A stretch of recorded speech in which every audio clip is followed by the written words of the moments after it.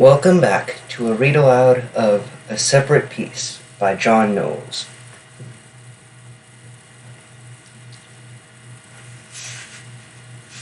Today, we'll be reading 3 chapters, 4 and possibly 5. To review the previous chapters, we read 1 and 2 on Wednesday. 1 was an introduction to the characters, beginning with a flashback to, or flash forward, one might say, to Gene 15 years in the future, and then going back to start revealing more of the characters of Gene, Phineas, also called Finney, and their friends Leper, Chet, and Bobby. Much of the first and second chapters were mainly characterizing Finney as well as Gene. Finney was characterized as this person that values others' happiness the most, and so he sees his reason for living in life as providing happiness to others. He's also rather athletic. He doesn't necessarily care too much about his appearance. For example, he uses ties as belts sometimes. But he never seems to get into trouble. Gene, on the other hand, is a bit more fearful of new things, as seen with the event with the tree in the first chapter. And Gene's internal feelings are both somewhat for and against Finney.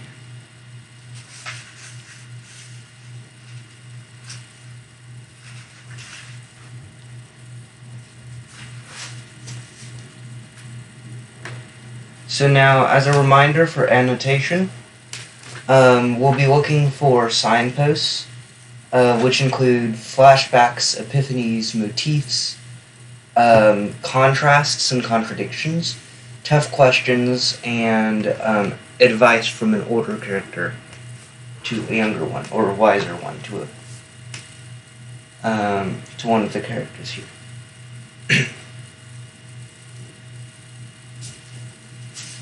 Speaking of which, one of the things that I left unannotated last time, but now realize, yes, should be annotated looking forward.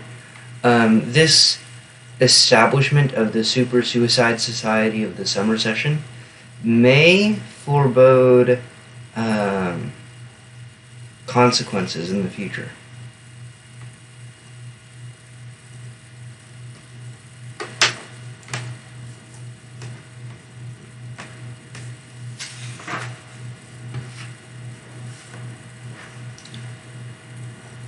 Now, to begin Chapter 3.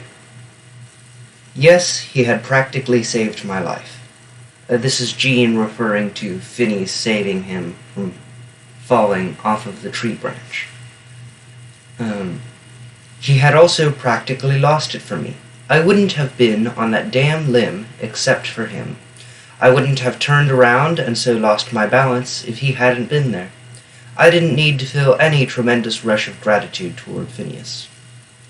The Super Suicide Society of the summer session was a success from the start. That's some alliteration right there. That night, Finney began to talk abstractedly about it, as though it were a venerable, entrenched institution of the Devon School. Venerable just means honorable. The half-dozen friends who were there in our room listening began to bring up small questions on details without ever quite saying that they had never heard of such a club. Schools are supposed to be catacombed with secret societies and other underground brotherhoods, and as far as they knew here was one which had just come to the surface. They signed up as trainees on the spot. So here we see another example of Phineas's master manipulation, or just the way he phrases things. More about how Phineas talks, or Finney talks.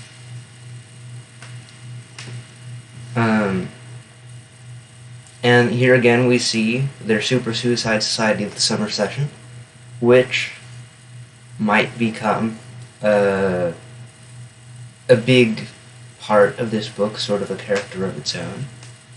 So, just going to underline that there.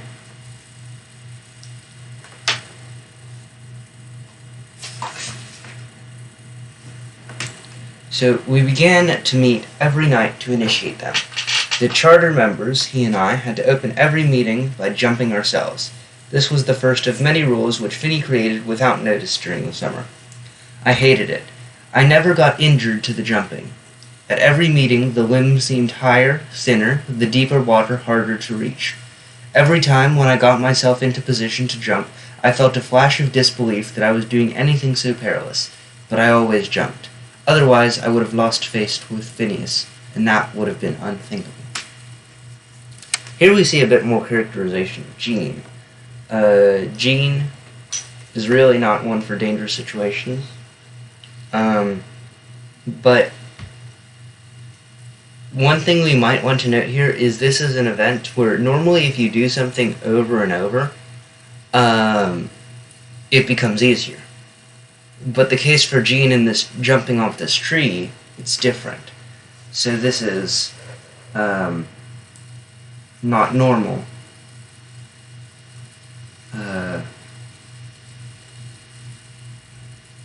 Harder every time. For Jean, at least. And we note how Phineas just has that kind of charisma that makes people really just innately want to follow him.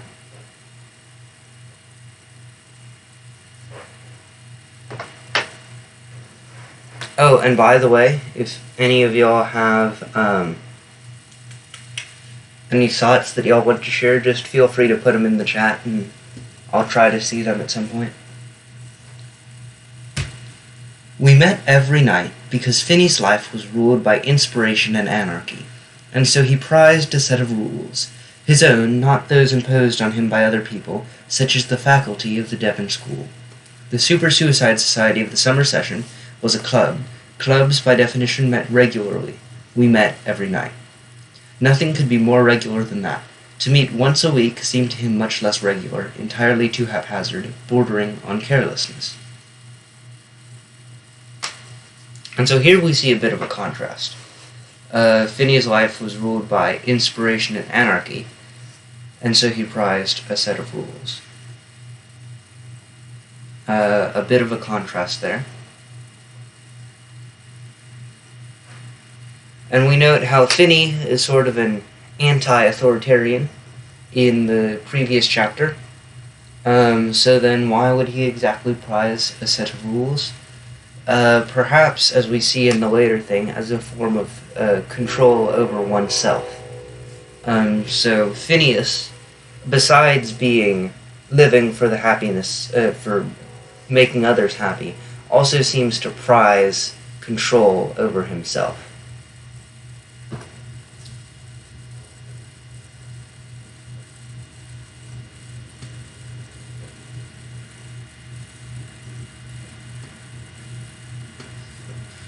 There we go.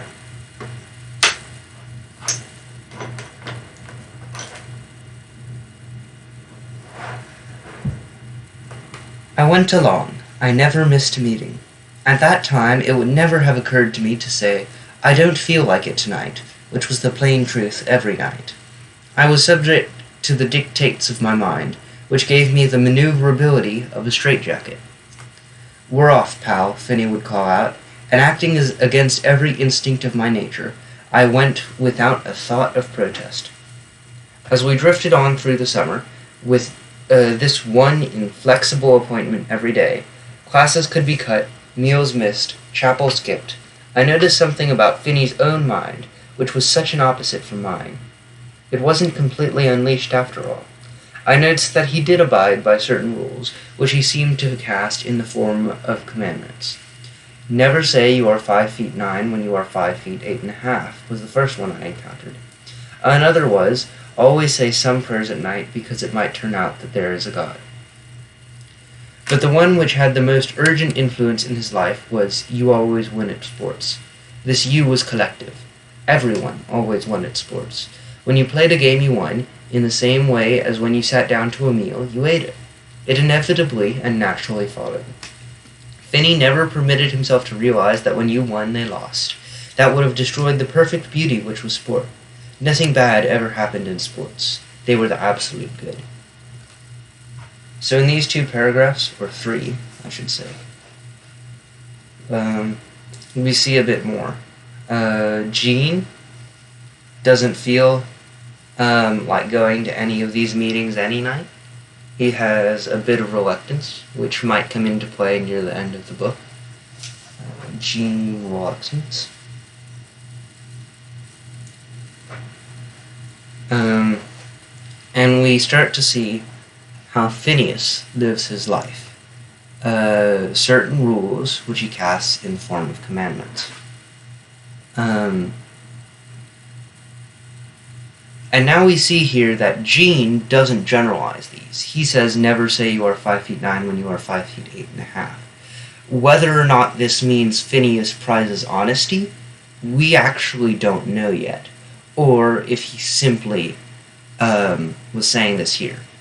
However, from what we've also seen in Phineas, we know that, like, for example, back in chapter 2, when he was talking with Mr. Patch Withers, he did admit that he didn't think of his excuse when he put the tie on as a belt.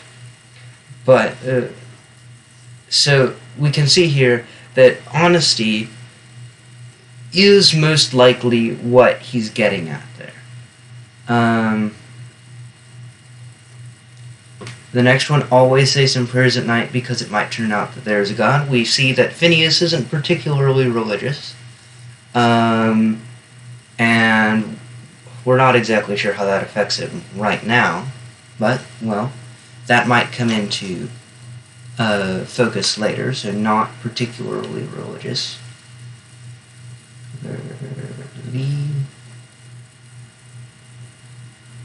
Just honest. And he probably puts them in the form of commandments, in my opinion. What I'm thinking is that he puts them in the form of commandments, again, to feel like he's in control of his life. That he is acting how he wants to act, not only how he wants to act, but also in line with his goal, which is providing happiness to others, as we see with Mr. Patch Withers in the previous thing.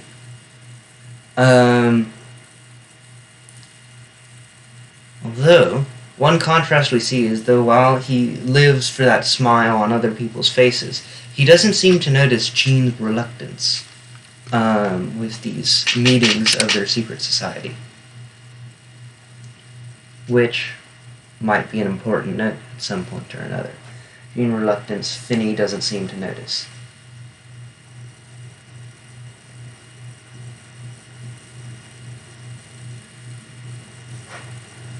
Which may boil over in tension later. And here, in this last paragraph here, you always win at sports. This you was collective. Everyone always won at sports. When you played a game, you won in the same way as when you sat down to a meal, you ate it. Finney never permitted himself to realize that when you won, they lost. This would have destroyed the perfect beauty which was sport.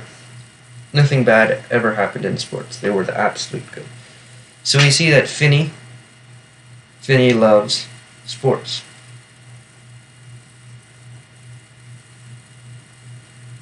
Very, very athletic guy, I assume.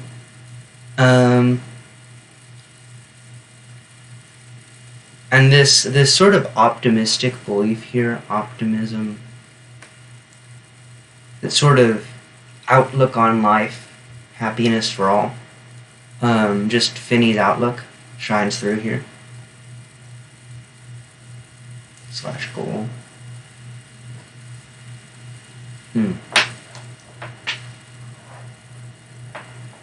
And again, this shows that this chapter, being one of the introductory chapters, is just a little bit more of, characterization stuff.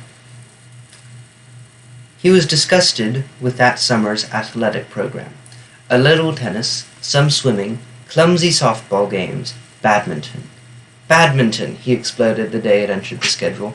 He said nothing else, but a shocked, outraged, despairing note of anguish in the words said all the rest. Badminton. I, personally, don't mind a good game of badminton. At least it's not as bad as the seniors, I said, handing him the fragile racket and the Fay shuttlecock. They're doing calisthenics. And we see here the usage of language, diction. Diction to show tone. Or shows characters' feelings.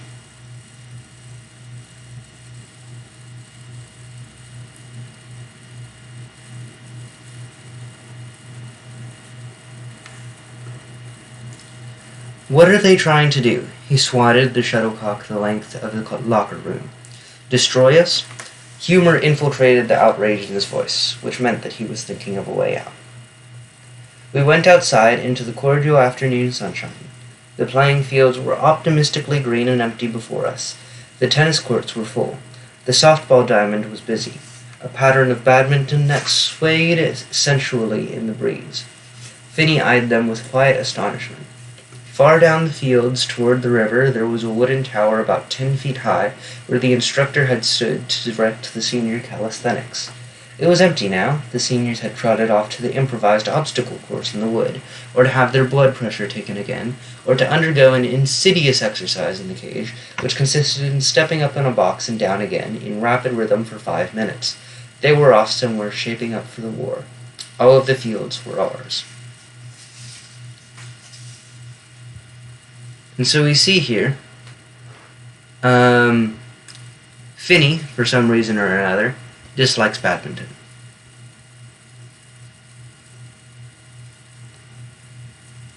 Whether that's a simple dislike of badminton as a game itself, or for some higher ideological reason, we don't know yet. Secondly, one thing that I really would like to note here is that the badminton nets swayed sensually in the breeze. This is really interesting diction. And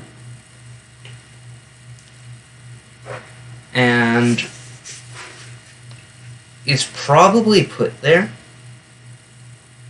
so that swayed sensually in the breeze. I'd say, in my opinion, Knowles wrote using that word to show that Phineas sort of like how one who's in like an ivory tower of knowledge and study looks down on one in the carnal throes of the world is similar probably to how Finney is looking down on badminton here. At least that's what I'm thinking. And then over here, they were off somewhere shaping up for the war. All of the fields were ours. Probably means something in the greater scheme of growing up. How right before you're to that stage where you actually become an adult, or at least in this case, everybody disappeared or something. This relates to that theme of growing up.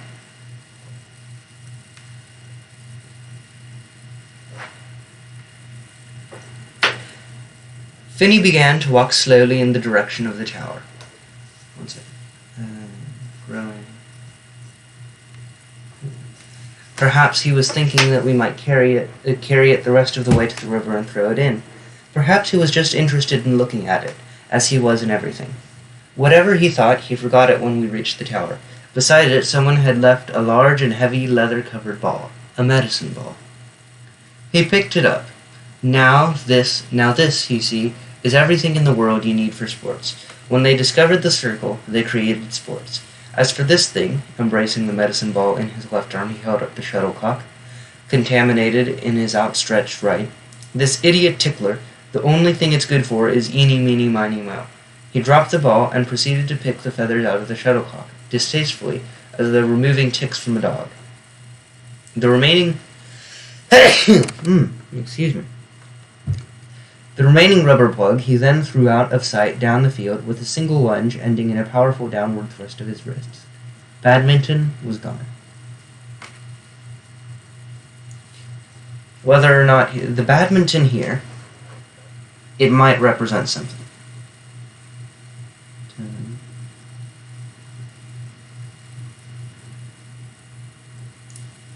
That's what I'm thinking, because Phineas doesn't seem like the kind of guy who would just get this kind of bothered over a simple sport.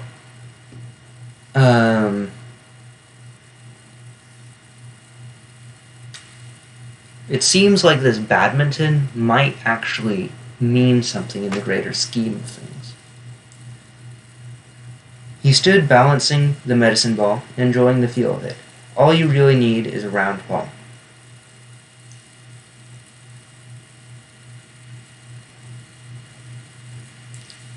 And then, see, one thing I'm thinking here is he says, all you really need is a round ball. What he might see is simplicity in sports, and that's the beauty of it for him, or part of it, the beauty. And yet in badminton, he might see it as too complex than need be, which is why he might dislike it. Maybe Finney prefers simplicity as a rule.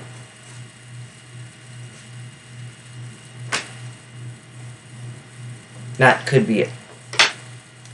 Although he was rarely conscious of it, Phineas was always being watched, like the weather. Up the field, here we see Phineas compared to a force of nature.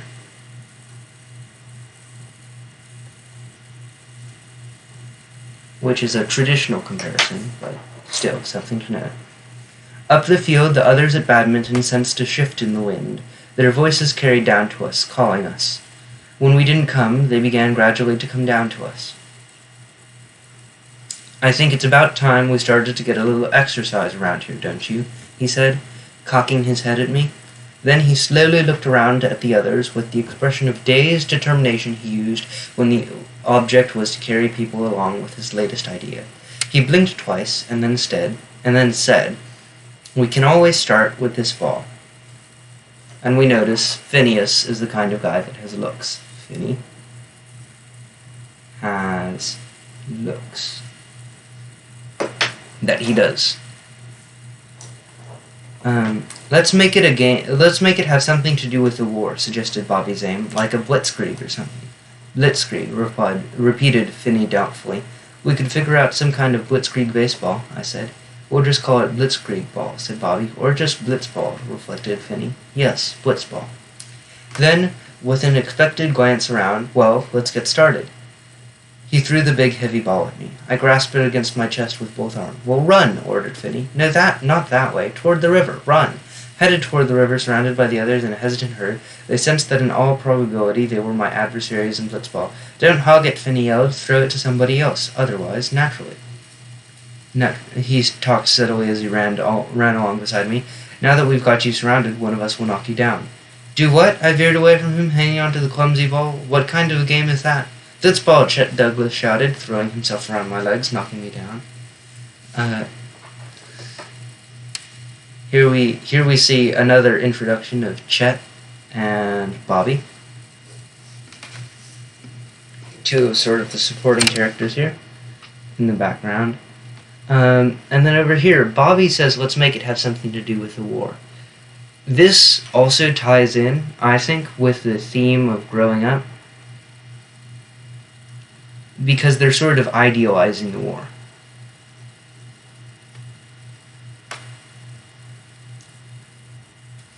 Instead of necessarily seeing it for fully what it is. Here we see Finney makes up more rules.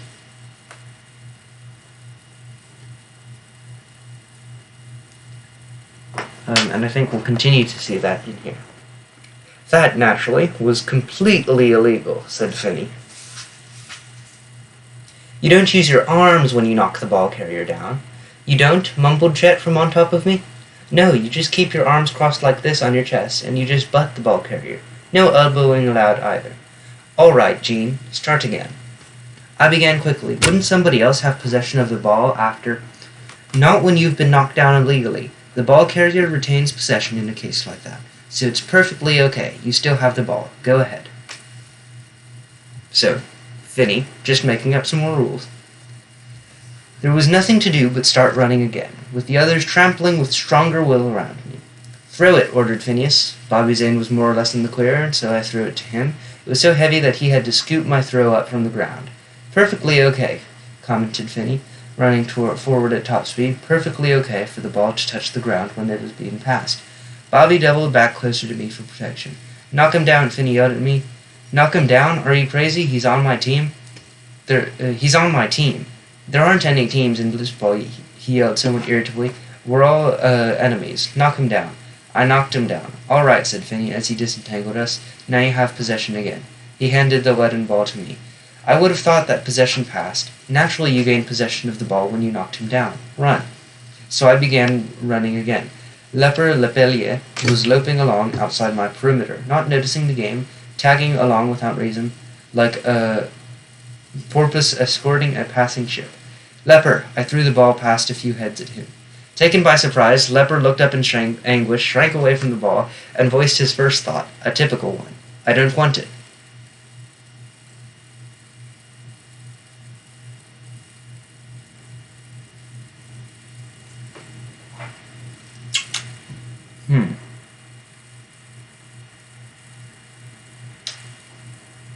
You know, I'm thinking that blitzball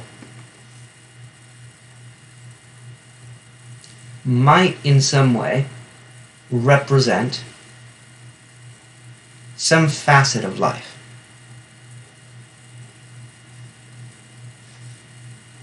In the way that it's played.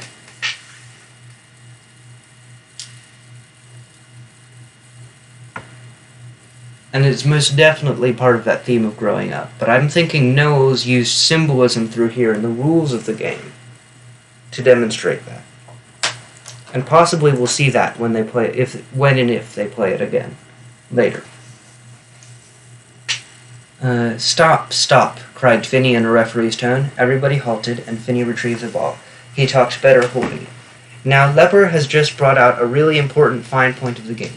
The receiver can refuse a pass if he happens to choose to. Since we're all enemies, we can and will turn on each other all the time. We call that the Lepellier refusal. We all nodded without speaking. Here, Gene, the ball is of course still yours. Still mine? Nobody's had the ball but me, for God's sakes. They'll get their chance. Now, if you are refused 3 times in the course of running from the tower to the river, you go all the way back to the tower and start over, naturally. Blitzball was the surprise of the summer. Everybody played it. I believe a form of it is still popular at Devon, but nobody can be playing it as it was played by Phineas. He had unconsciously invented a game which brought his own athletic gifts to their highest pitch. The odds were tremendously against the ball carrier, so that Phineas was driven to exceed himself practically every day when he carried the ball. To escape the wolf pack which all the other players became, he created reverses and deceptions and acts of sheer mass hypnotism which were so extraordinary that they surprised even him. Here we notice Phineas likes to challenge himself, even unconsciously. So Finney challenges himself. While before we note Gene cares about fairness. There goes one of my pencils.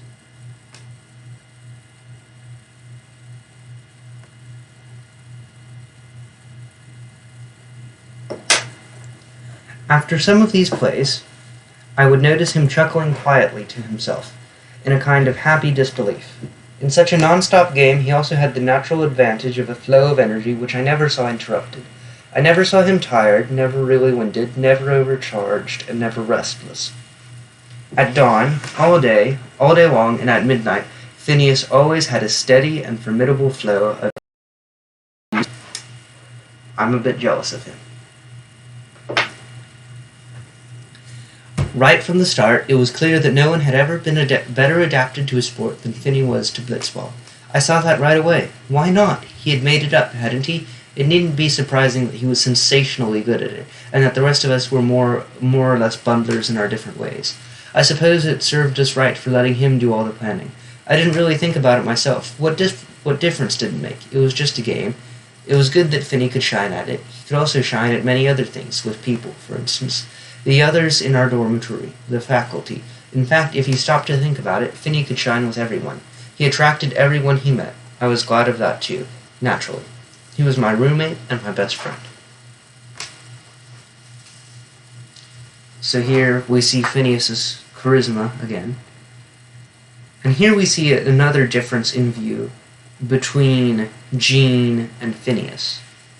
Phineas lets himself shine through the game. He is naturally athletic, but he sort of throws himself into doing the best he can do here and in many different places, perhaps in all places, whereas Gene doesn't. So Finney does his best,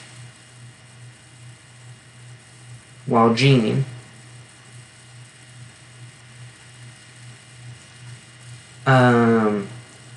doesn't really care that much, at least in this case.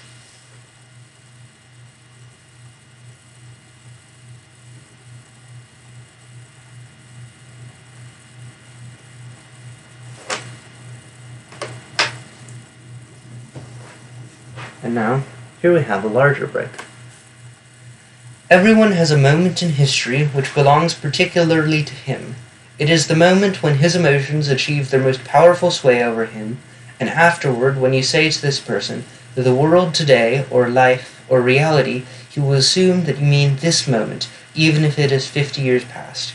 The world, through his unleashed emotions, imprinted itself upon him, and he carries the stamp of that passing moment forever. This is a very explicit part of Knowles talking to the reader, I'm sure. For me, this moment, 4 years as a moment in history, was the war. 4 years, really, Americans? It actually lasted like 6 or 7. The war was and is a reality for me. I still instinctively live and think in its atmosphere. These are some of its characteristics. Franklin Delano Roosevelt is the President of the United States, and he always has been. The other two eternal world leaders are Winston Churchill and Joseph Stalin. America is not, and never has been, and never will be what the songs and poems call it, a land of plenty. Nylon, meat, gasoline, and steel are rare. There are too many jobs and not enough workers. Money is very easy to earn, but rather hard to spend, because there isn't very much to buy. Trains are always late and always crowded with servicemen. The war will always be fought very far from America, and it will never end. Nothing in America stands still for very long, including the people who are always either leaving or on leave. People in America cry often. 16 is the key and crucial and natural age for a human being to be, and people of all other ages are ranged in an orderly manner ahead of and behind you as a harmonious setting for the 16-year-olds of this world. When you are 16, adults are slightly impressed and almost intimidated by you. This is a puzzle, finally solved by the realization that they foresee your military future fighting for them. You do not foresee it. To waste anything in America is immoral. String and tinfoil are treasures. Newspapers are always crowded with strange maps and names of towns. And every few months the earth seems to lurch from its path when you see something in the newspapers, such as the time Mussolini, who had almost seemed one of the eternal leaders, is photographed hanging upside down on a meat hook. They actually did that to Mussolini. They hung him upside down from the balcony, the Italian people. He didn't do a very good job leading them. Everyone listened to news broadcasts 5 or 6 times a day. All pleasurable things, all travel and sports and entertainment and good food and fine clothes are in the very shortest supply, always were and always will be. There are just tiny fragments of pleasure and luxury in the world, and there is something unpatriotic about enjoying them. All foreign lands are inaccessible except to servicemen. They are vague, distant, and sealed off as though behind a curtain of plastic. The prevailing color of life in America is a dull, dark green called olive drab. That color is always respectable and always important. Most other colors risk being unpatriotic.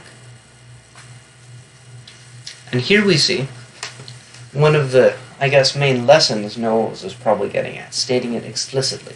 How one moment, especially in one's teenager years, really imprints itself on oneself. Really, so the imprinting of moments.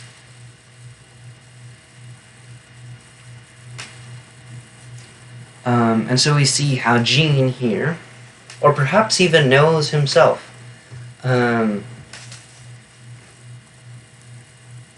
because he grew up in certain circumstances, these circumstances are sort of burned into his mind, even if they're no longer applicable. And we note at the end here that there's multiple things of rating by patriotism. Patriotism. And whether something's patriotic or not. And then here we also see judgment of morality of certain actions. So judgment of morality.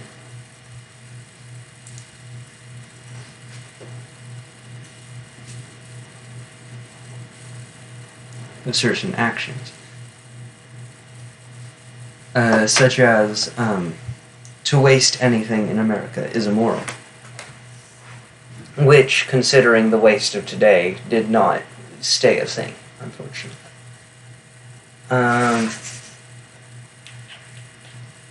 Here again, we see patriotic, always respectable. A lot of import on that. It is this special America, a very untypical one, I guess, an unfamiliar transitional blur in the memories of most people, which is the real America for me. In that short-lived and special country we spent this summer at Devon, when Finney achieved certain feats as an athlete. In such a period, no one notices or rewards any achievements involving the body unless the result is to kill or save it in the battlefield, so that there were only a few of us to applaud and wonder at what he was able to do. By the way, this here is a memory moment, or a flashback, or a flash forward. And then over here. So low recognition for Finney.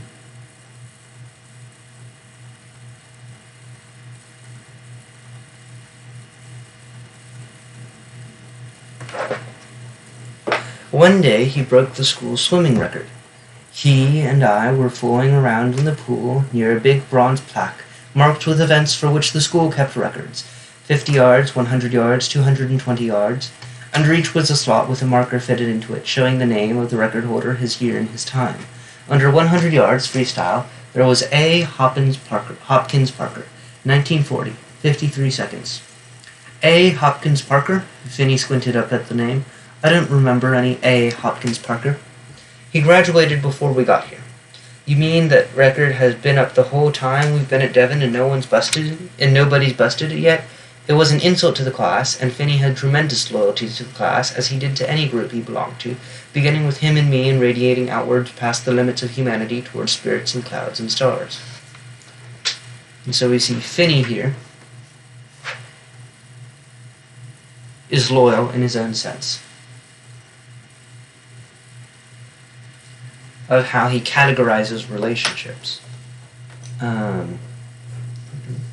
No one else happened to be in the pool. Around us gleamed white tile and glass brick.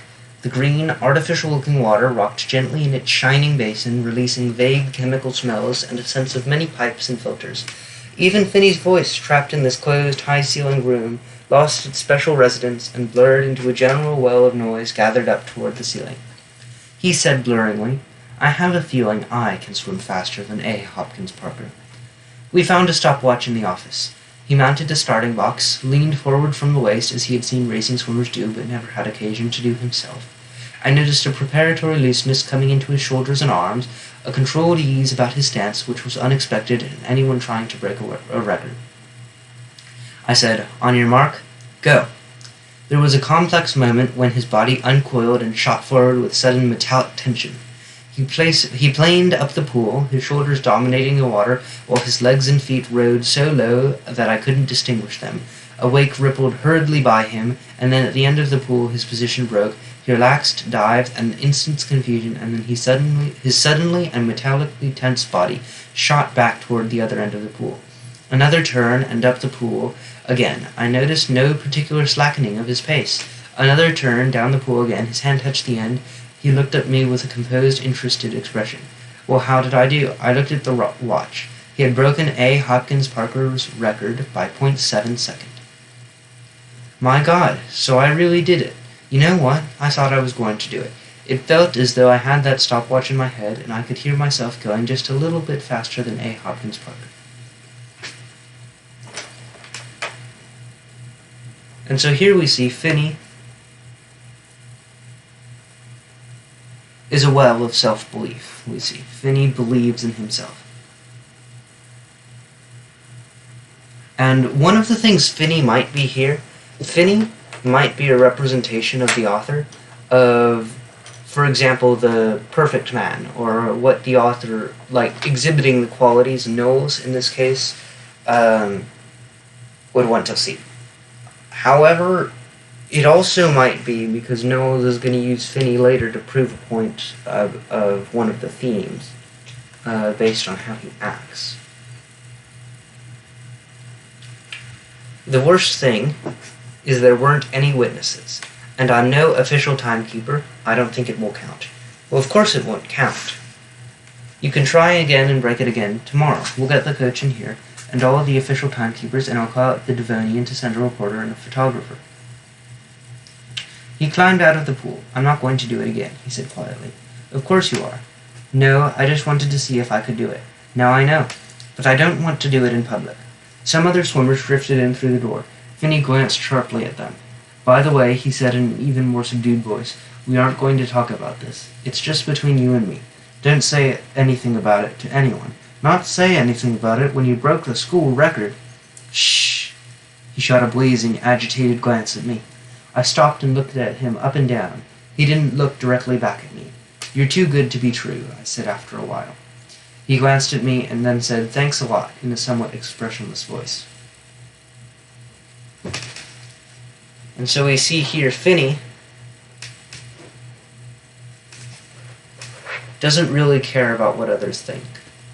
In fact, he would rather others not necessarily hold him in high esteem for his athletic accomplishments alone, but for who he is. So he's private, not boastful, for one. Over here,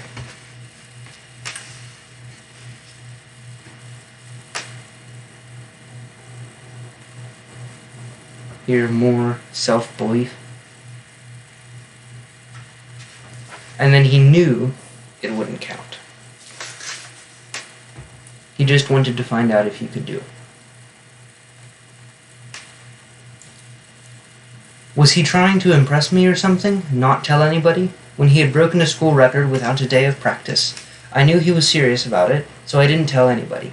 Perhaps for that reason his accomplishment took root in my mind and grew rapidly in the darkness where I was forced to hide it. The Devon school record books contained a mistake, a lie, and nobody knew it but Finney and me. A. Hopkins Parker was living in a fool's paradise wherever he was. His defeated name remained in bronze on the school record plaque, while Finney deliberately evaded an athletic honor. It was true that he had many already: the Winslow Galbraith Memorial Football Trophy for having brought the most crisp sportsmanship to the game during the 1941-1942 season, the Margaret Duke Bonaventura ribbon and prize for the student who conducted himself at a hockey most like the way her son had done, the Devon School Contact Sport Award, presented each year to that student who, in the opinion of the athletic advisors, excels his fellows in the sportsmanlike performance of any game involving bodily contact. But those were in the past, and they were prizes, not school records. One thing we notice about all of Finney's prizes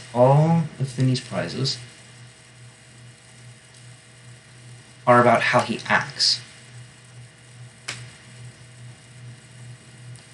which is very important. Finney prizes how he acts more than what he accomplished. His habits, how he acts more than temporal accomplishments.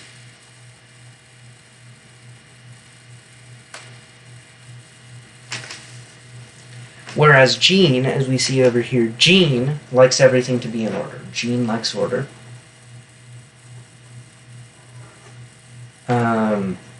For paperwork to be right.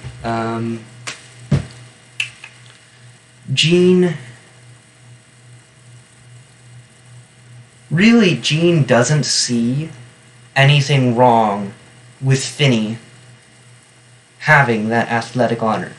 But Finney would rather he wasn't honored for it because he feels that it would detract from how he acts, rather.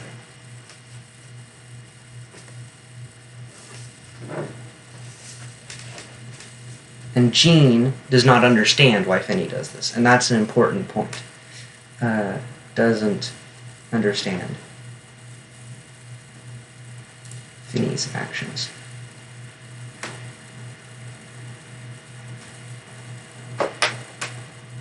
The sports Finney played officially, football, hockey, baseball, lacrosse, didn't have school records.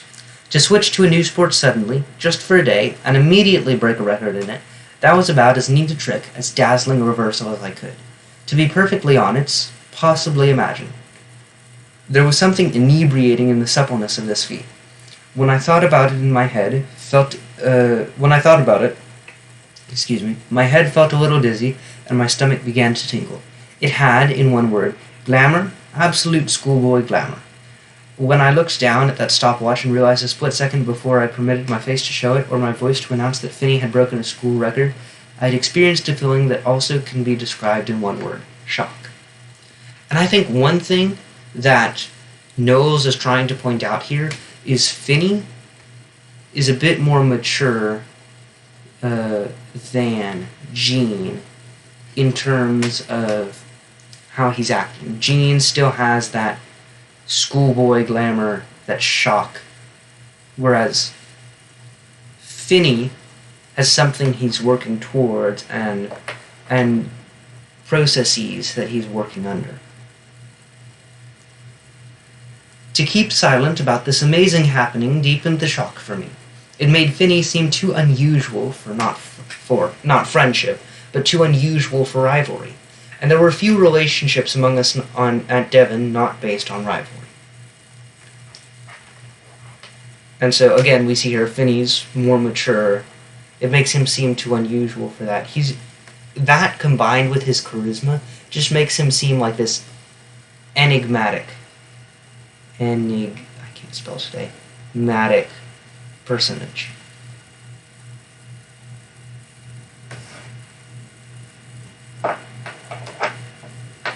Swimming in pools is screwy anyway, he said after a long, unusual silence as we walked toward the dormitory. The only real swimming is in the ocean. Then, in the everyday mediocre tone he used when he was proposing something really outrageous, he added, "Let's go to the beach." And here we see some more contrast between his mediocre tone and proposing something really outrageous.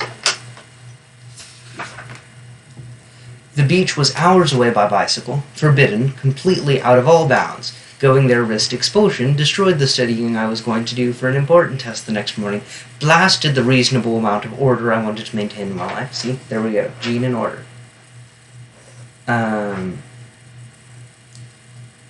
Finney's sort of a more seat-of-the-pants kind of guy. And it also involved the kind of long-labored bicycle ride I hated. Gene being not very athletic himself. "All right," I said. We got our bikes and slipped away from Devon along a back road. Having invited me, Finney now felt he had to keep me entertained. He told long, wild stories about his childhood. As I pumped panting up steep hills, he glided along beside me, joking steadily. He analyzed my character, and he insisted on knowing what I disliked most about him. "You're too conventional," I said. And that's right there, "you're too conventional." That raises a few questions in our heads. Because what Gene dislikes about him, as we saw back here.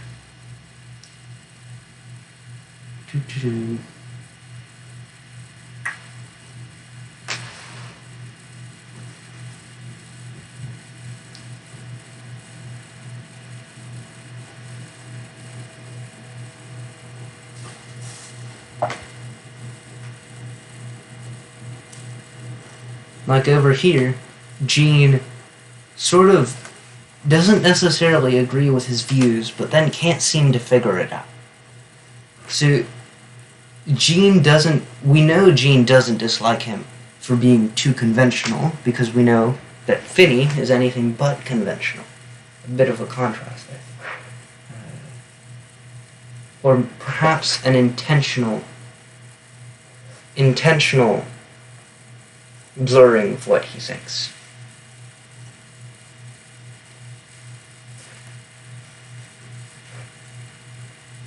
And then here again we see how Finney now felt he had to keep me entertained. Finney, just that sort of guy who gets along with everybody. He rode backward with no hands. Well, that's dangerous. He rode on his own handlebars. He jumped off and back on his moving bike as he had seen trick horseback riders do in the movies. He sang. Despite the steady musical undertone in his speaking voice, Finney couldn't carry a tune, and he couldn't remember the melody or the words to any song. But he loved listening to music, any music, and he liked to sing. We reached the beach, and here we see Finney. Finney isn't perfect, we see here, but he does what he likes to do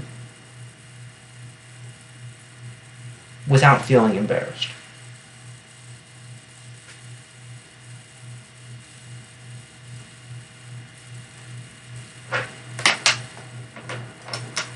Especially in terms of singing.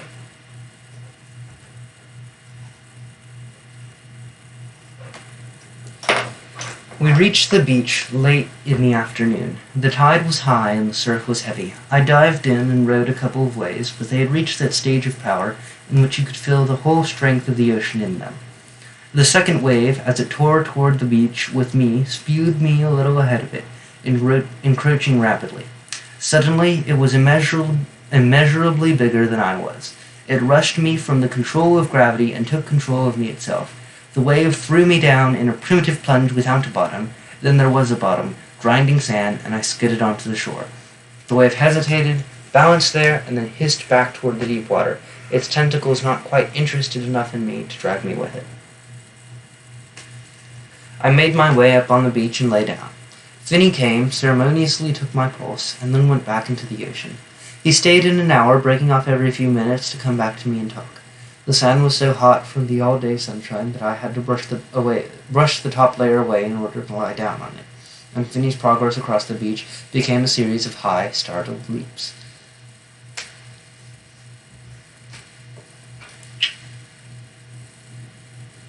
Here we see an example of nature getting the best of Gene.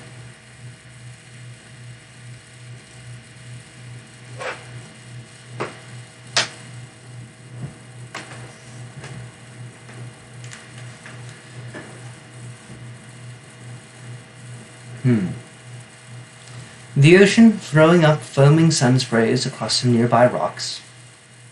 I must say, throughout all of this, John Knowles has a real penchant for using imagery in setting, especially for mood.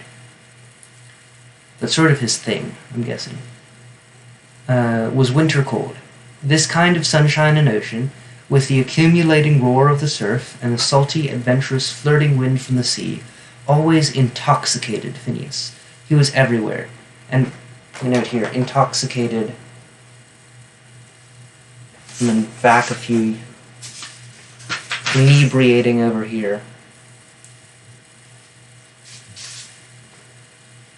Dazzling. So Phineas, Noah seems to use these words constantly with Phineas.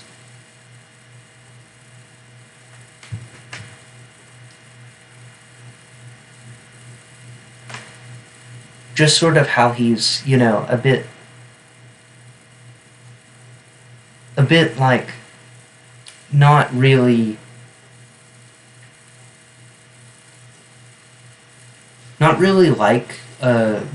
like being around him is a bit sort of elevates one's worldview. He was everywhere. He enjoyed himself hugely. He laughed out loud at passing seagulls, and he did everything he could think of for me. We had dinner at a hot dog stand, with our backs to the ocean and now cooler wind, our faces toward the heat of the cooking range. Then we walked on toward the center of the beach, where there was a subdued New England strip of honky-tonks. The boardwalk lights against the deepening blue sky gained an ideal starry beauty, and the lights from the belt of honky-tonks and shooting galleries and beer gardens gleamed with a quiet purity in the clear twilight. Finney and I went along the boardwalk in our sneakers and white slacks. Finney in a light blue polo shirt and I in a t-shirt. I noticed that people were looking fixedly at him, so I took a look myself to see why. His skin radiated a reddish copper glow of tan. His brown hair had been a little bleached by the sun, but I noticed that the tan made his eyes shine with a cool blue-green fire. Here again we see Finney has sort of a magnetic presence.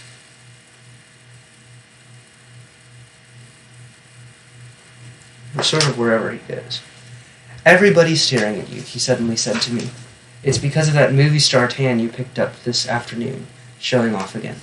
Notice Finney thinks everybody's staring at Jean. Finney. Again we see, not exactly, because Finney's not exactly, he doesn't follow what we would call selflessness, but his actions are sort of along the same vein. I'm going to put that in there. Even though that's not what he's thinking of when he does it.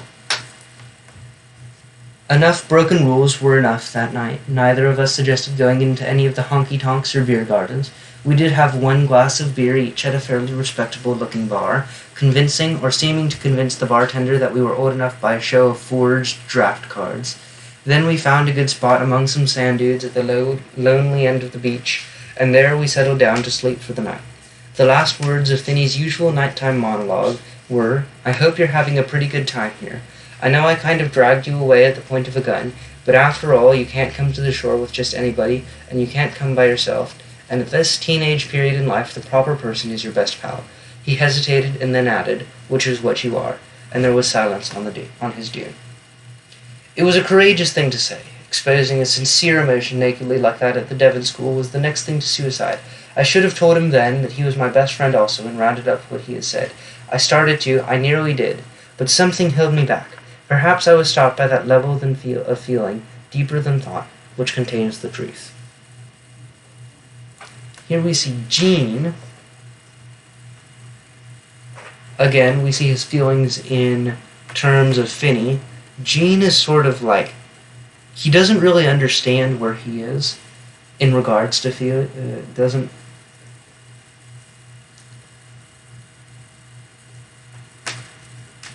where he is in regards to fear. He is in regards to Finney. Finney, we see here, vulnerable. Being vulnerable with Jean.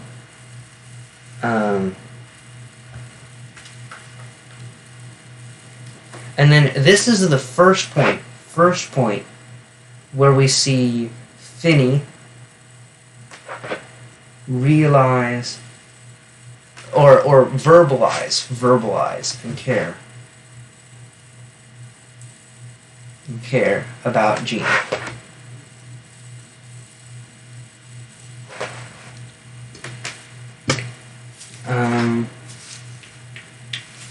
And now to go back through and note, this was a longer chapter. I have a feeling the chapters are going to get progressively longer as we go throughout the book. So we may eventually begin toning it down to only a week.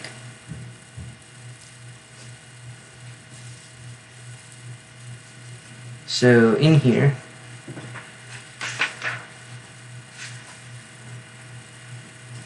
so here's beach, the main scenes, beach, the last scene, the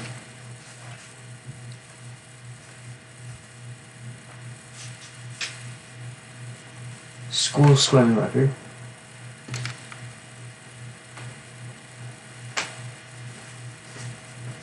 the imprinting of a moment, and another sort of flash forward. Blitzball here.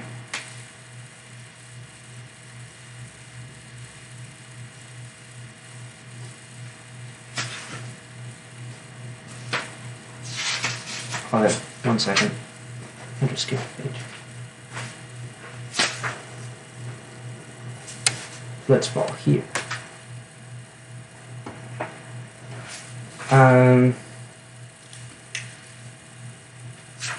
And then the society and Finney's rules, personal rules, or commandments. And so throughout this, just some more Finney Jean adventures. And really just more characterization of Finney and his relation with Jean.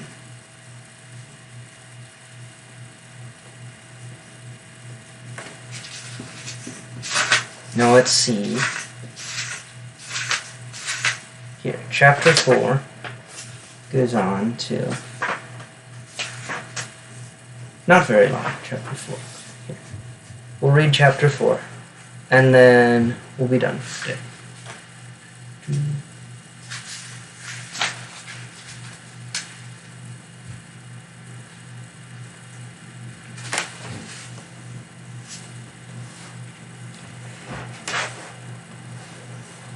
Let's see. The next morning, I saw dawn for the first time. It began not as the gorgeous fanfare over the ocean I had expected, but as a strange gray thing, like sunshine seen through burlap. I looked over to see if Phineas was awake. He was still asleep, although in the strange light he looked more dead than asleep. The ocean looked dead too, dead gray waves hissing mordantly along the beach, which was gray and dead-looking itself. Well, they went to sleep along the beach. I'm a bit jealous they can go to sleep like that and still get a good night's sleep. I turned over and tried to sleep again, but couldn't, and so lay on my back, looking at this gray burlap sky. Very gradually, like one instrument after another being tentatively rehearsed, beacons of color began to pierce the sky. The ocean pricked up a little from the reflection of these colored slivers in the sky. Bright highlights shone on the tips of waves, and beneath its gray surface I could see lurking a deep midnight green. Here we see more of Knowles' imagery. Again, he's a big fan of it. And we note that he saw dawn for the first time here.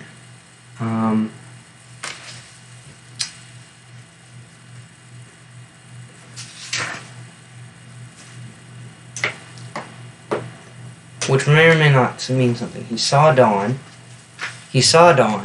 on an outing, private outing with his best friend, Finney.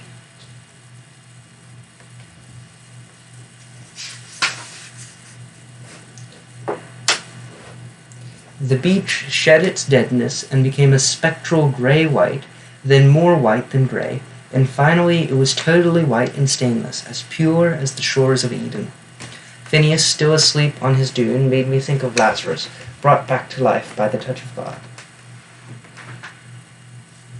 And here, Phineas is compared to Lazarus.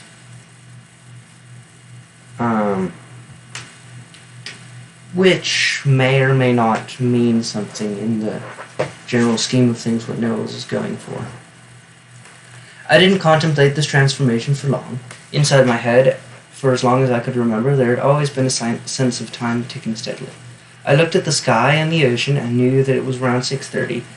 The ride back to Devon would take 3 hours at least. My important test, trigonometry, was going to be held at 10 o'clock. Well, sucks to be you, Gene. Phineas woke up talking. That was one of the best night's sleep I ever had. When did you ever had a bad one? The time I broke my ankle in football. I like the way the beach looks now. Shall we have a morning swim? Are you crazy? It's too late for that. What time is it anyway? Finny knew I was a walking clock. And here we see again, Gene, order,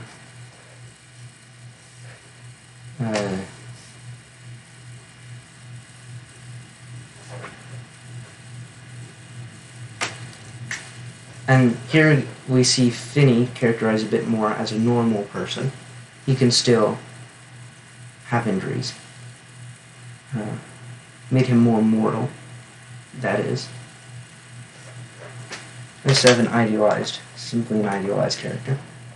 There's time for just a short swim, and before I could say anything, he was trotting down the beach, shedding clothes as he went and into the ocean. I waited for him where I was. He came back after a while, full of chilly glow and energy and talk. I didn't have much to say. Do you have the money? I asked once, suddenly suspecting that he had lost our joint 75 cents during the night. There was a search, a hopeless one in the sand, and so we set back off on the long ride back without any breakfast, and got to Devon just in time for my test. I flunked it. I knew as I was going to as soon as I looked at the test problems. It was the first test I had ever flunked. Well, there we go. We see Gene, again, Gene order, but Finney messes that up. Which might or might not mean something. But Finney gave me little... Oh, and Gene sort of has that feeling whenever Finney messes it up. Suddenly suspecting that he had lost our money. Finney seems to have that... Oh, or Gene seems to have that Finney messed up sort of alarm. But Finney gave me little time to worry about that. Right after lunch there was a game of blitzball which took most of the afternoon, and right after dinner there was the meeting of the Super Suicide Society of the summer session. That night in our room, even though I was worn out from all the exercise, I tried to catch up to what had been happening in trigonometry. And here we see Gene is not only orderly but responsible with schoolwork within the established structure.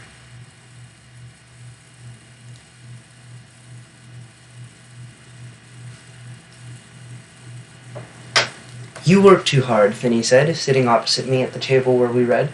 The study lamp cast a round yellow pool between us. You know all about history and English and French and everything else. What good will trigonometry do you? I'll have to pass it to graduate, for one thing. Don't give me that line. Nobody at Devon has ever been surer of graduating than you are. You aren't working for that. You want to be head of the class, valedictorian, so you can make a speech on graduation day, in Latin or something boring like that, probably, and be the boy wonder of the school. I know you.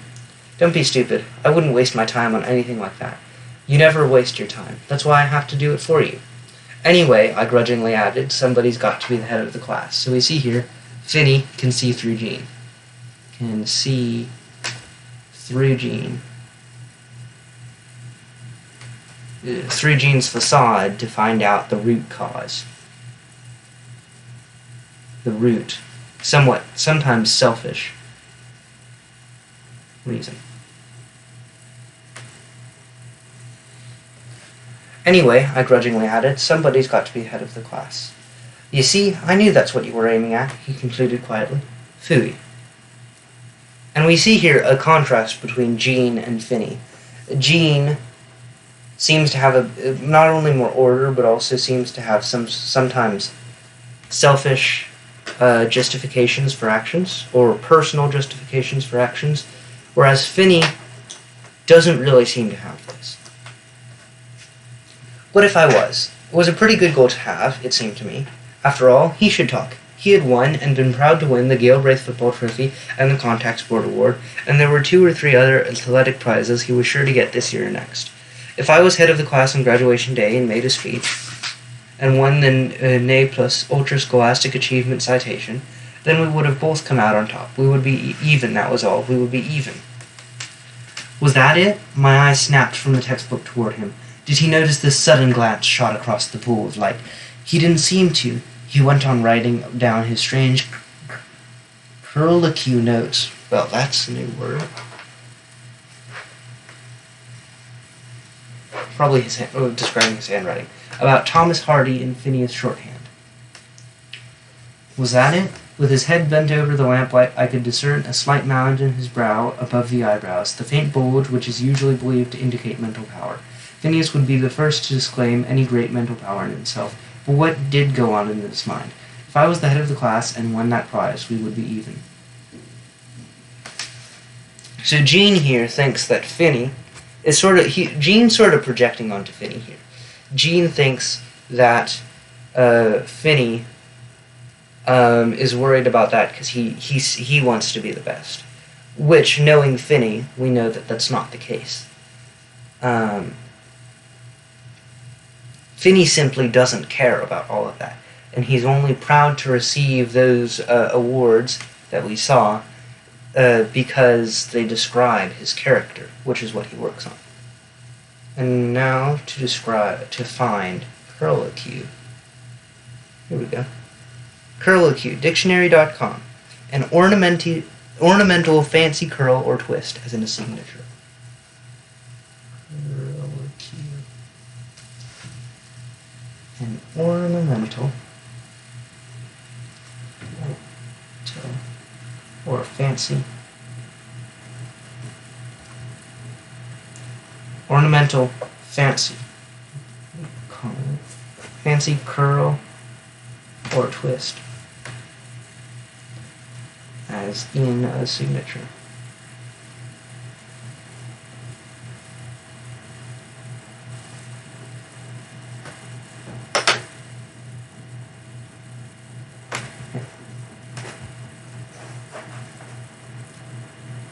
So, over here, what's it? Gene's projecting on Finney.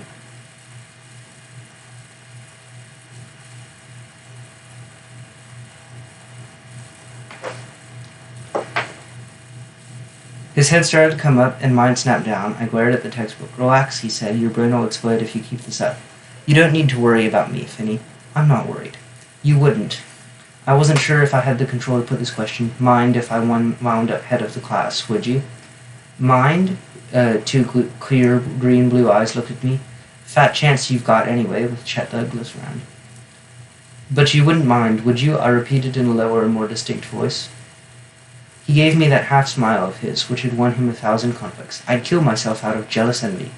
I believed him. The joking manner was a scream. I believed him. In front of my eyes, the trigonometry textbook blurred into a jumble. I couldn't see. My brain exploded. He despised the possibility that I might be head of the school. There was a swift chain of explosions in my brain, one certainty after another blasted. Up like a detonation went the idea of any best friend.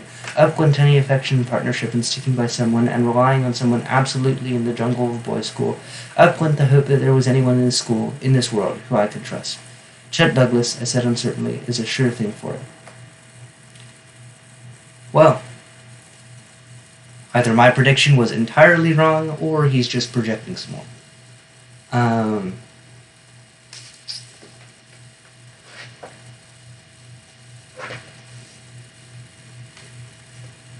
Or he's just having like a mental freakout moment. He might be having a mental freakout.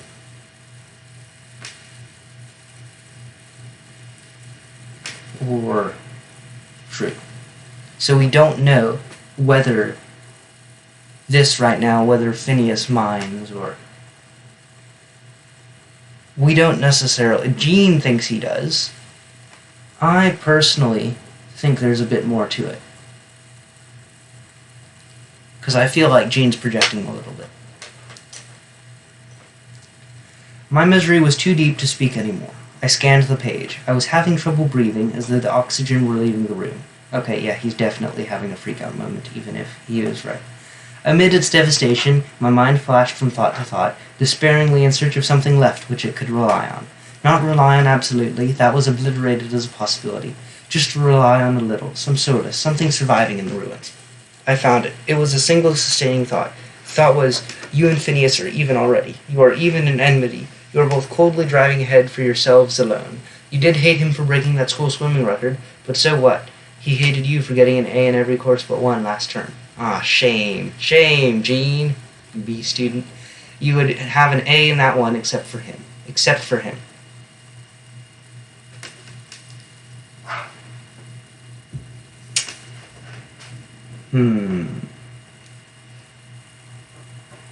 Here we see Gene sort of disliking Phineas, possibly projecting.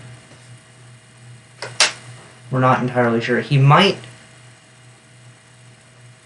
have that mindset that just assumes everybody else thinks like him and be projecting onto Phineas without realizing it. And also be self-centered. Then a second realization broke as clearly and bleakly as dawn at the beach. Finney had deliberately set out to wreck my studies. That explained Blitzball, that explained the nightly meetings of the Super Suicide Society, that explained his insistence that I share all his diversions. The way I believe that you're my best friend ever. The shadow falling across his face if I didn't want to do something with him.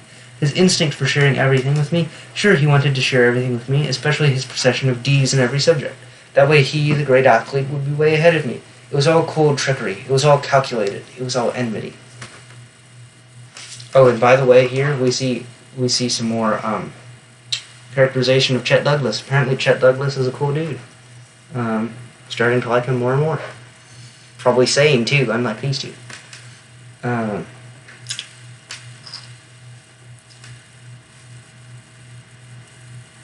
I personally think this is just more Gene having a mental freakout and projecting.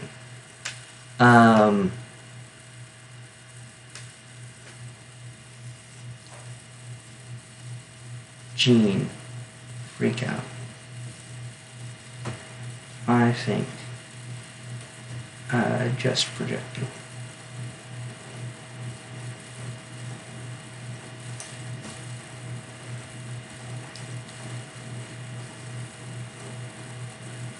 And I think even if Finney is doing that, I think Finney is probably doing that just because he sees the world in an entirely different and almost irreconcilable way from Gene.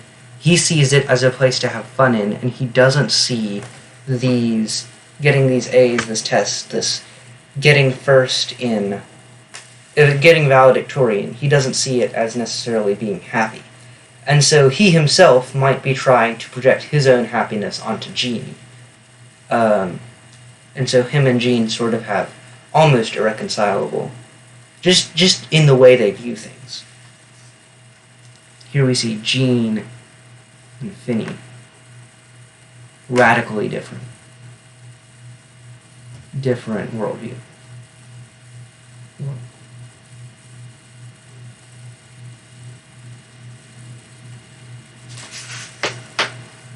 I felt better. Yes, I sensed it like the sweat of relief when nausea passes away. I felt better.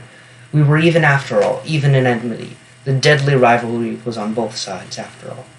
I became quite a student after that. I had always been a good one, although I wasn't really interested and excited by learning itself, the way Chet Douglas was. Okay, Chet Douglas, favorite character, right there.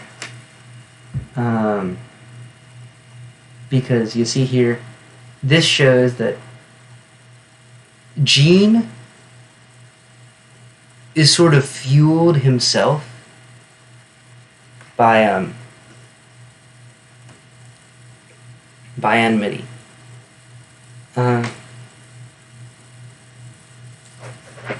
Gene fueled fueled by me. At least here. He himself wants to be the best, so maybe he's projecting. Well, he's definitely projecting, in my opinion, onto Finney. Now I became not just good, but exceptional, with Chet Douglas my only rival in sight. But I began to see that Chet was weakened by the very genuineness of his interest in running. He got carried away by things, for example. He was so fascinated by the tilting planes of solid geometry that he did almost as badly in trigonometry as I did himself. Well, that's a shame. Trigonometry is rather fun, Chet. When we read Candide, it opened up a new... Candide? I don't know how to say that. It opened up a new way of looking at the world to Chet, and he continued hungrily reading Voltaire in French, while the class went on to other people. Because to me they were all pretty much alike. Voltaire and Molière, and the laws of motion, and the Magna Carta, and the pathetic fallacy, and the tests of the d'Urbervilles. I worked indiscriminately on all of it. That's a shame, Gene. Gene's not really getting out of it. Getting out of it what he should. Finney had no way of knowing this, because it all happened so far ahead of him scholastically. In class he generally sat slouched in his chair, his alert face following the discussion with an expression of philosophical comprehension, and when he was forced to speak himself, the hypnotic power of his voice combined with the singularity of his mind to produce answers which were often not right but could rarely be branded as wrong. It's very smart of him. Written tests were his downfall because he could not speak him, and as a result he got grades which were barely passing. It wasn't that he never worked, because he did work in short, intense bouts now and then. As the crucial summer wore on and I tightened the discipline on myself, Phineas increased his bouts of studying. Well, good for Phineas.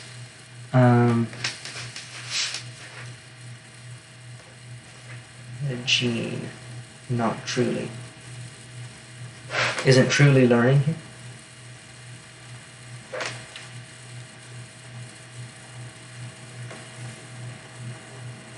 Phineas relies on his talents in terms of speaking.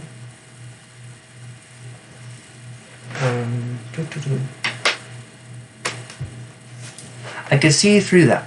I was more and more certainly becoming the best student in the school. Shame.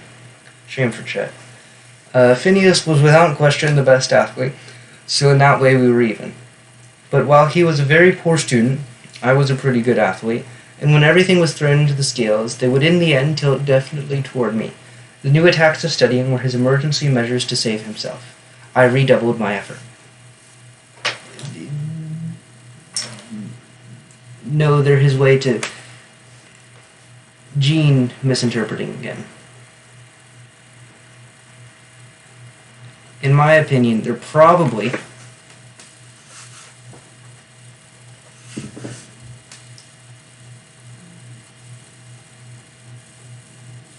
What he's probably doing here, Finney, knowing him, he's probably more, Finney is actually probably more just, he knows, he entirely disagrees with the structure, external structure of the society around him, but yet he still knows, Finney knows that he has to follow that external structure if he wants to be able to move anywhere in life. And so this is his minor sort of concession so that he can squeeze by, lubricate the wheels, roll on forward in this external society that he disagrees with, but it's already there and he still has to at least acknowledge it. It was surprising how well we got along in these weeks. Sometimes I found it hard to remember his treachery. Sometimes I discovered myself thoughtlessly slipping back into affection for him again. It was hard to remember when one summer day after another broke with a cool effulgence over us. We'll find that word in just a second. And there was a breath of widening life in the morning air. Something hard to describe, an oxygen intoxicant, a shining northern paganism, some odor, some feeling so hopelessly promising that I would fall back in my bed, on guard against it. It was hard to remember in the heady and sensual clarity of these mornings. I forgot whom I hated and who hated me. I wanted to break out crying from stabs of hopeless joy, or intolerable promise, or because these mornings were too full of beauty for me, because I know of too much hate to be contained in a world like this. So we see that Gene focuses on the hate. Which, by the way, is an entirely unhealthy thing to do. Summer lazed on, no one paid attention to us. One day I found myself describing to Mr. Prudhomme how Phineas and I had slept on the beach, and he seemed to be quite interested in it, in all the details, so much that he missed the point, that we had flatly broken a basic rule. No one cared, no one exercised any real discipline over us. We were on our own. This relates back to similar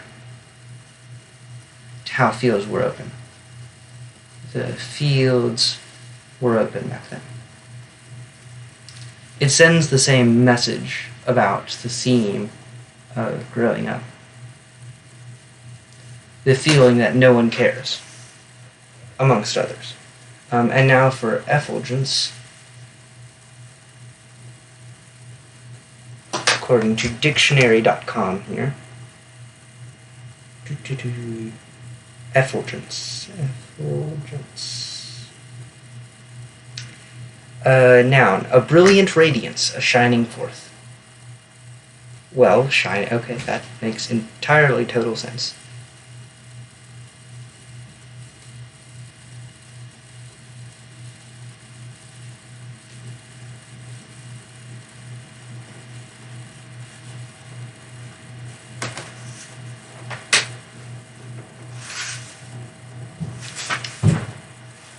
Five more pages. August arrived with the deepening of all the summertime splendors of New Hampshire. Early in the months we had 2 days of light, steady rain, which roused a final fullness everywhere. The branches of the old trees, which had been familiar to me, either half denuded or completely gaunt during the winter terms at Devon, now seemed about to break from their storms of leaves. Little disregarded patches of ground revealed that they had been gardens all along, and nondescript underbrush around the gymnasium and the river broke into color. There was a latent freshness in the air, as though spring were returning in the middle of summer. Jealous of their summers. And here we see more of that imagery, mood, sort of that rebirth, the growing out. But examinations were at hand. I wasn't as ready for them as I wanted to be. The Suicide Society continued to meet every evening, and I continued to attend because I didn't want Finney to understand me as I understand him. Well, Gene, he probably understands you better than you understand him. Gene's deceiving himself. Deceiving. And I also didn't want to let him excel me in this, even though I knew that it didn't matter whether he showed me up at the tree or not, because it was what you had in your heart that counted. And I had detected that Phineas was a den of lonely, selfish ambition. He was no better than I was, no matter who won all the contests. Gene's projecting. That's really what I think. Gene's projecting.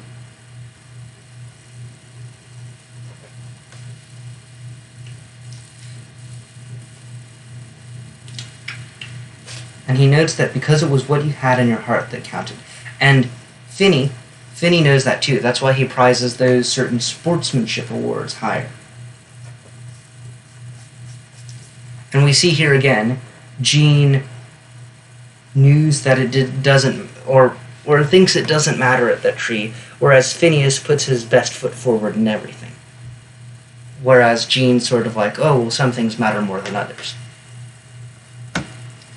A French examination was announced for one Friday late in August. Finney and I studied for it in the library Thursday afternoon. I went over vocabulary list, and he wrote messages. Je ne give a damn about le français. Les filles en France ne wear pas les pantalons. Wow, Finney, that's very mature of you. And passed them with great seriousness to me as aide-mémoire. Of course, I didn't get any work done. After supper, I went to our room to try again. Phineas came in a couple of minutes later. Arise, he began airily. Senior Overseer Charter Member, Elwyn Lepellier has announced his intention to make the leap this very night to qualify, to save his face at last. I didn't believe it for a second. Lepellier would go down paralyzed with panic on any sinking troop ship before making such a jump. Finney had put him up to it, to finish me for good on the exam. I turned round with elaborate resignation. If he jumps out of that tree, I'm Mahatma Gandhi. All right, agreed Finney absently. He had a way of turning cliches inside out like that. Come on, let's go. We've got to be there. You never know. Maybe he will do it this time. And here we see Jean's tension boiling over.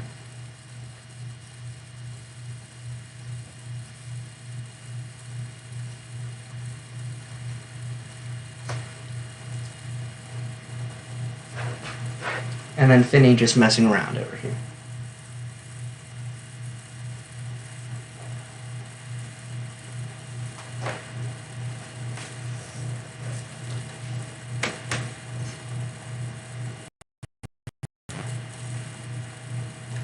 Okay. All right, agreed Finney absently. He had a way of turning cliches inside out like that. Come on, let's go. We've got to be there. You never know. Maybe he will do it this time. Oh, for God's sake. I slammed closed the French book. What's the matter? What a performance! His face was completely questioning and candid. And we see here that Jean's really just projecting this whole time. Studying, I snarled. Studying, books, work, examination. Yeah, he waited for me to go on, as though he didn't see what I was getting at.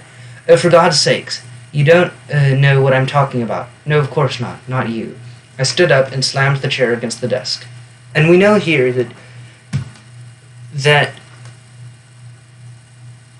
Finney doesn't necessarily try to understand other people. He tries to understand life in general.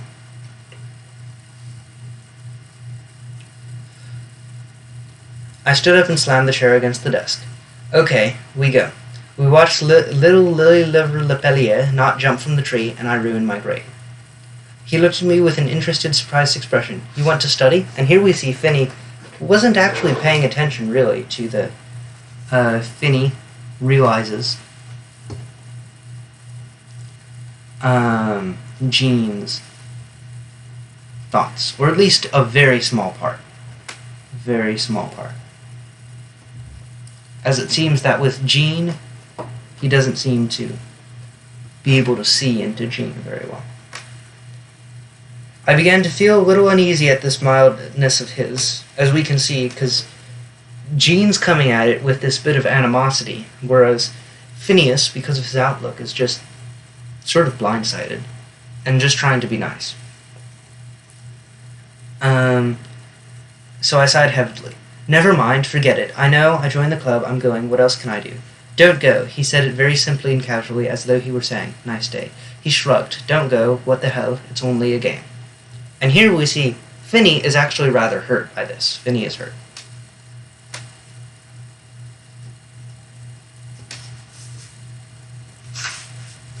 I had stopped halfway across the room, and now I just looked at him.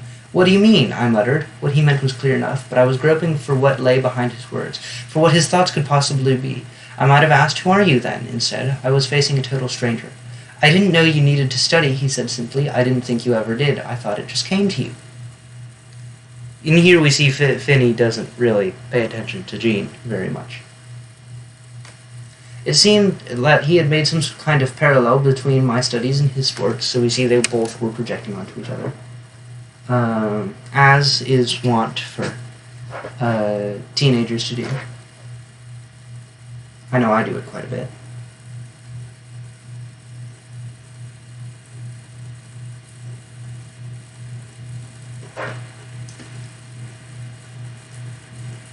It seemed that he had made some kind of parallel between my studies and his sports. He probably thought anything you are good at came without effort.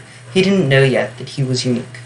I couldn't achieve a normal speaking voice. If I need to study, then so than you. Me, he smiled faintly. Listen, I could study forever and I'd never break C.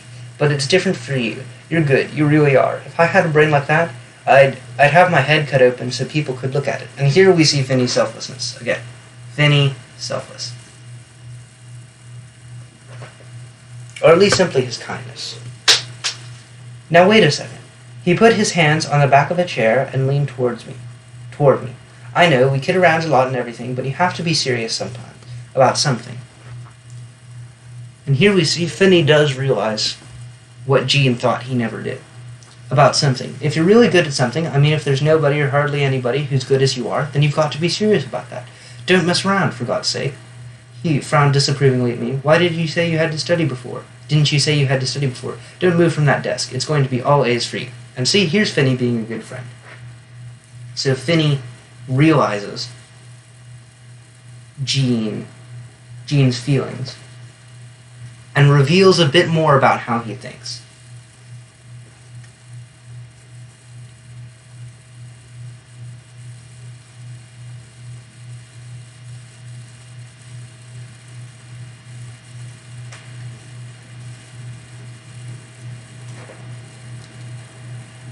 Wait a minute, I said, without any reason. It's okay. I'll oversee old Leper. I know he's not going to do it. He was at the door. Wait a minute, I said more sharply. Wait just a minute. I'm coming.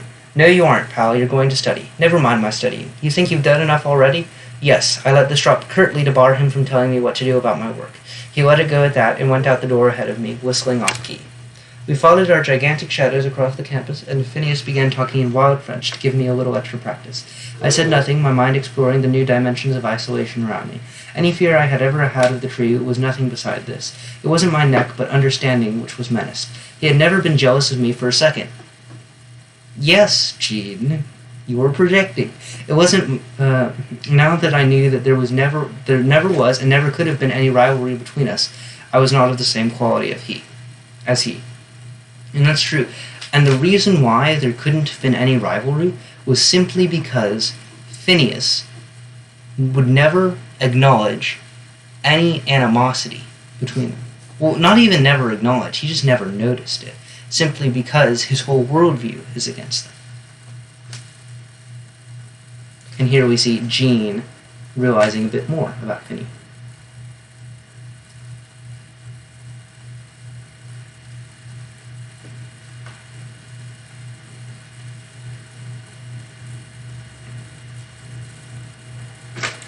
I couldn't stand this. We reached the others loitering around the base of the tree, and Phineas began exuberantly to throw off his clothes, delighted by the fading glow of the day, the challenge of the tree, the competitive tension in all of us. He lived and flourished in such moments. Let's go, you and me, he called. A new idea struck him. Here we see a bit more characterization of Finney. We'll go together, a double jump. Neat, eh? None of this mattered now. I would have listlessly agreed to anything. He started up the wooden rungs, and I began climbing behind, up to the limb high over the bank. Phineas ventured a little way along it, holding a thin, nearby branch for support. Come out a little way, he said, and then we'll jump side by side. The countryside was striking from here. A deep green sweep of playing fields and bordering shrubbery, with school stadium white and miniature-looking across the river. From behind us, the last long rays of light played across the campus, accenting every slight undulation of the land, emphasizing the separateness of each bush. Here we see the contrast between the beauty of the land,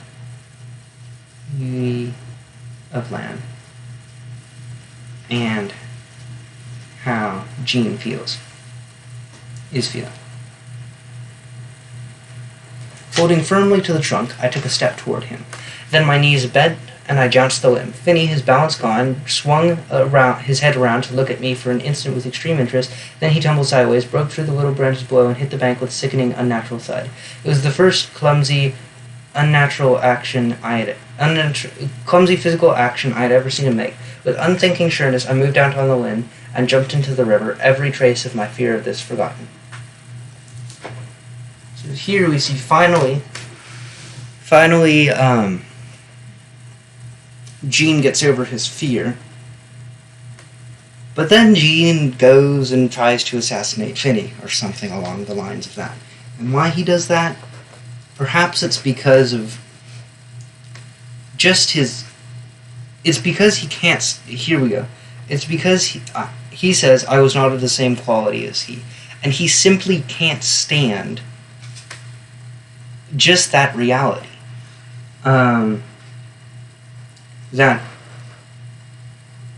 Just simply Phineas's outlook is so radically different and unique from his. And so Gene, not being particularly smart, goes and gives, Phineas here, a spinal injury, or so, whatever, who knows.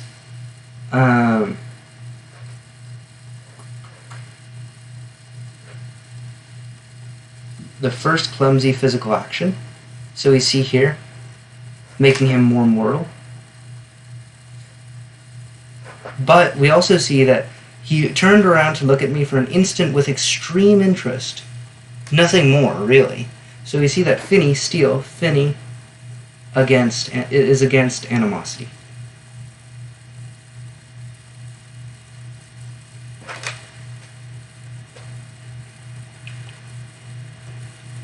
And then we see here a similarity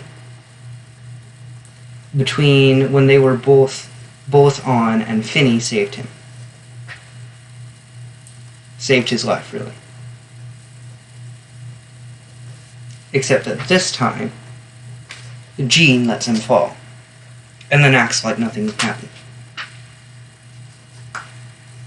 So going back through here, double jump,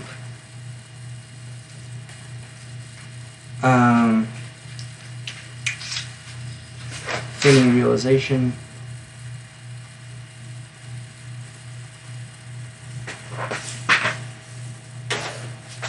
there goes another one of my pencils. Here we go, see tension explodes.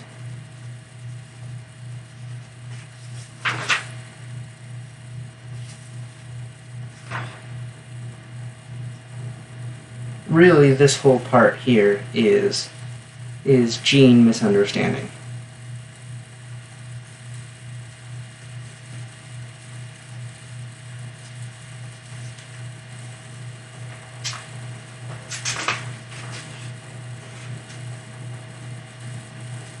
And over here, it's end of each.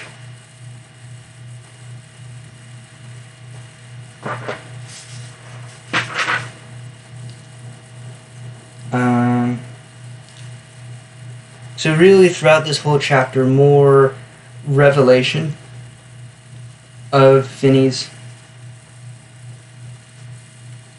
worldview. Jean projects. And sort of this sort of character struggle between Finney and Jean. In character. And then, of course, Finney gets injured. So, that will be it for today. Thank y'all who watched. Next week, I will be gone, and there will be no live streams, unfortunately, but we will resume Wednesday and Friday the week after. Perhaps at different times or on different days, actually, so don't take that as a given. Because, well, I also have a bunch of my time being taken up that week, too. So, we'll see when these continue. The book in total has... Oh, and there's some reading group guides over here that we'll go through at the end, probably, for a live stream or two afterwards. 13 or so chapters in total, or 14.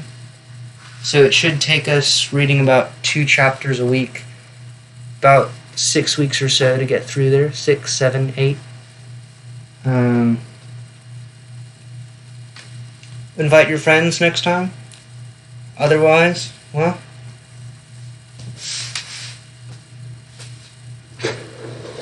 glad to have you all here.